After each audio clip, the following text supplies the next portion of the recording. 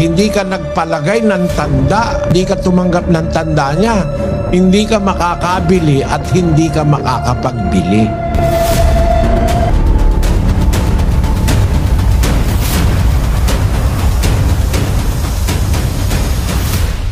Pagka hindi ka sumambat, hindi ka nagpalagay ng tanda, hindi ka tumanggap ng tanda niya, hindi ka makakabili at hindi ka makakapagbili. Tuloy natin, kapatid na Daniel. Dito'y may karunungan. Ang may pagkaunawa ay bilangin ang bilang ng hayop, sapagkat siyang bilang ng isang tao at ang kanyang bilang ay 666.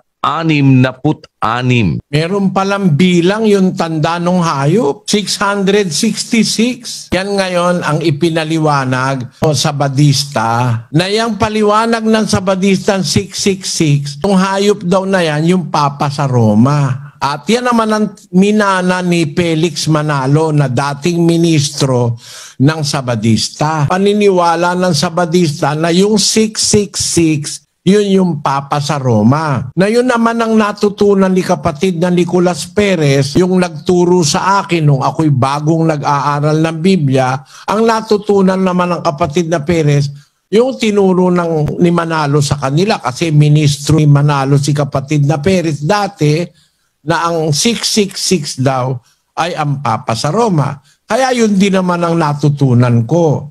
At yun, yung Vicarius Filii Dei. Natuklasan ko later, mali yun yung interpretasyon ng mga Sabadista.